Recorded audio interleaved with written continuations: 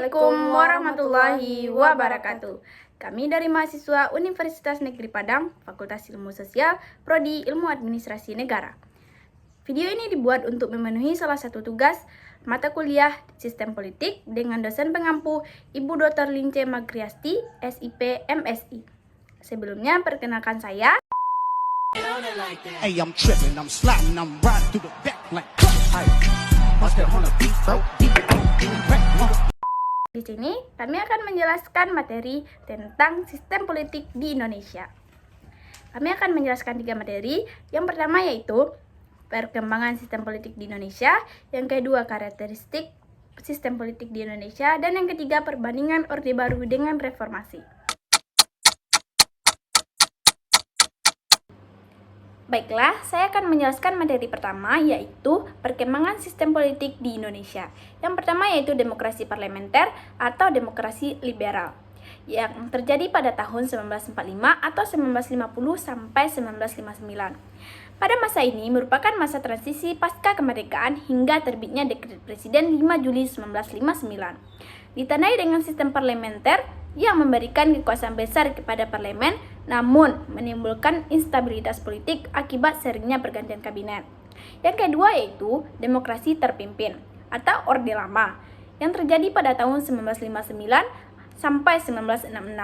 Dimulai sejak Dekret Presiden 5 Juli 1959 hingga berakhirnya kekuasaan Presiden Soekarno pada tahun 1966. Pada masa ini, kekuasaan terpusat di tangan presiden dengan pembatasan terhadap partai politik dan kebebasan masyarakat. Yang ketiga yaitu Orde Baru, yaitu pada tahun 1966 sampai 1998. Berawal dari masa transisi dan konsolidasi 1966 sampai 1971 hingga mencapai masa stabilitas dan kematangan kekuasaan pada tahun 1971 sampai 1998. Di bawah pemerintahan Presiden Soeharto. Sistem ini ditandai oleh dominasi militer birokratik, sentralisasi kekuasaan, dan pertumbuhan ekonomi yang tinggi.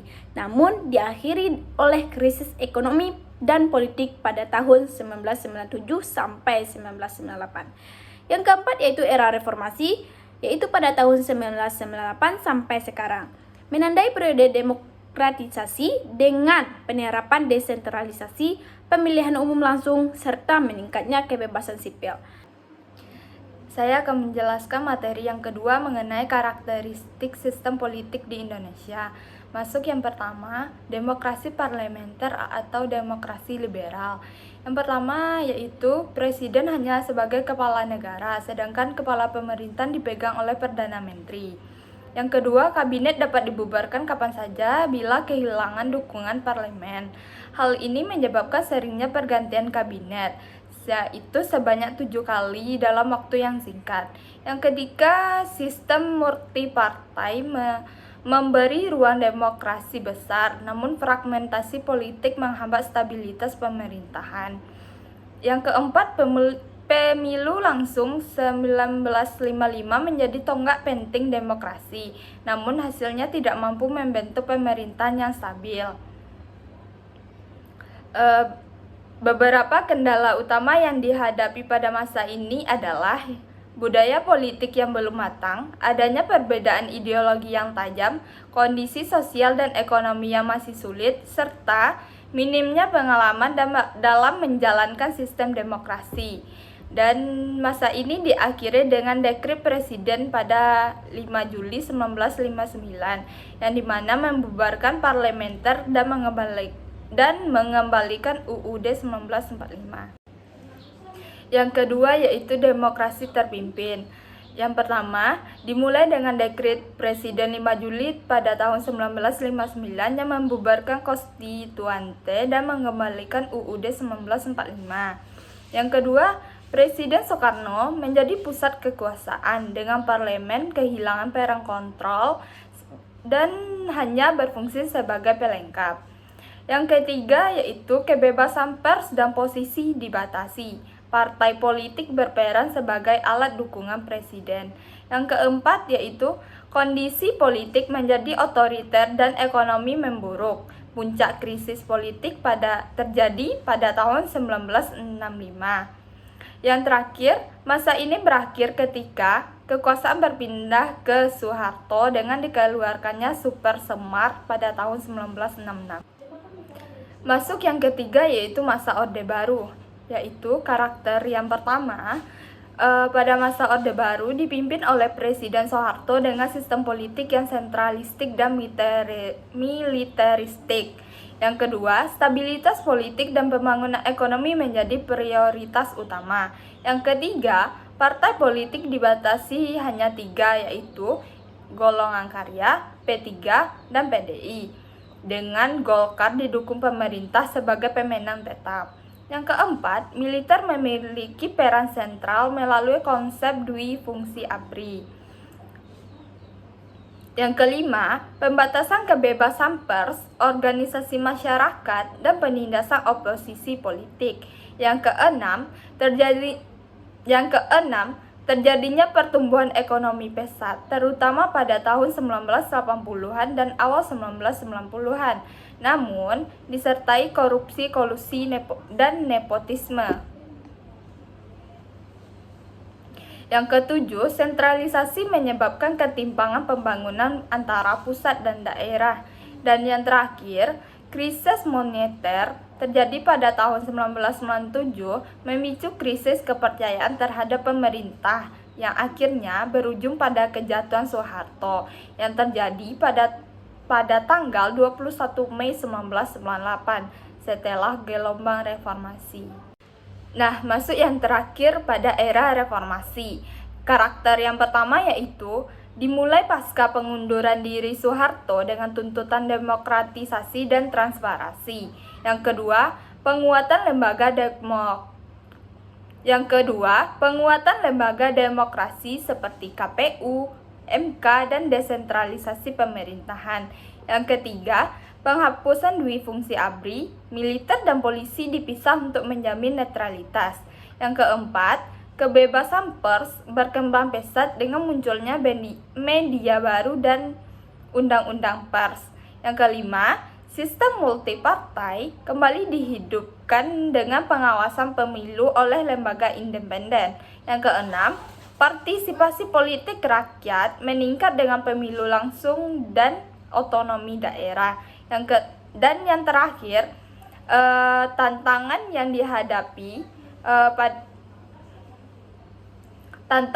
dihadapi pada era reformasi ini meliputi politik uang, politik identitas, oligarki, korupsi, dan ketimpangan sosial ekonomi. Materi ketiga yaitu perbandingan Orde Baru dan era reformasi. Yang pertama, kepemimpinan dan kekuasaan. Pada masa Orde Baru, kekuasaan sangat terpusat di tangan Presiden Soeharto dan lembaga negara di bawah kendali eksekutif. Sedangkan pada era reformasi, kekuasaan presiden dibatasi melalui amandemen Undang-Undang Dasar 1945 dan lembaga negara lebih seimbang dan saling mengawasi. Yang kedua, sistem politik dan partisipasi rakyat. Pada masa Orde Baru, bersifat otoriter dan tertutup. Rakyat memiliki ruang terbatas dalam kehidupan politik, sedangkan pada era reformasi itu lebih demokratis dan partisipatif. Yang kedua, yaitu sistem politik dan partisipasi rakyat. Yang kedua yaitu sistem politik dan partisipasi rakyat. Pada masa Orde Baru bersifat otoriter dan tertutup. Rakyat memiliki ruang terbatas dalam kehidupan politik. Sedangkan pada era reformasi, demokratis dan partisipatif. Rakyat bebas berpendapat, berpartisipasi, serta ikut dalam pemilihan umum langsung. Yang ketiga yaitu peran militer dan pemerintahan. Pada masa Orde Baru menerapkan dwi fungsi ABRI. Militer terlibat dalam politik dan pemerintahan sipil. Sedangkan di era reformasi, dwi fungsi ABRI dihapus. TNI difokuskan pada pertahanan negara dan dipisahkan dari Polri. Yang keempat, ekonomi dan tata kelola pemerintahan. Pada masa Orde Baru, fokus pada pembangunan ekonomi dan stabilitas, berhasil meningkatkan pertumbuhan tetapi disertai KKN. Sedangkan di era reformasi, ekonomi lebih terbuka dan otonomi daerah diterapkan, namun masih dihadapkan pada korupsi dan pengaruh oligarki. Yang kelima, kebebasan, HAM, dan kondisi sosial. Pada masa Orde Baru, kebebasan pers dan berpendapat dibatasi. Banyak pelanggaran HAM terhadap oposisi. Sedangkan pada masa era reformasi, kebebasan pers dijamin secara hukum. Masyarakat lebih bebas mengkritik pemerintah meskipun masih ada pelanggaran HAM yang belum terselesaikan. Dari pemaparan materi yang telah kami sampaikan tadi, dapat disimpulkan bahwa sistem politik Indonesia telah melalui beberapa tahapan penting sejak kemerdekaan, mulai dari demokrasi parlementer yang mengalami ketidakstabilan hingga demokrasi terpimpin yang bersifat otoriter dan sangat sentralistik. Pada masa Orde Baru, fokus utama adalah stabilitas politik dan pembangunan ekonomi dengan sistem yang otoriter dan pengawasan militer yang ketat. Dan era reformasi yang kemudian membawa perubahan signifikan dengan demokrasi yang lebih terbuka, penguatan lembaga negara, dan peningkatan partisipasi masyarakat. Namun, tantangan seperti korupsi, politik keuangan, dan pengaruh oligarki masih menjadi hambatan dalam memperkokoh demokrasi di Indonesia. Keterlibatan aktif masyarakat serta penegakan prinsip transparansi dan akuntabilitas menjadi kunci utama dalam membangun masa depan demokrasi yang sehat di Indonesia. Sekian pemaparan materi dari kami.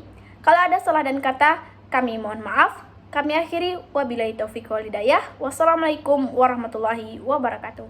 Dadah.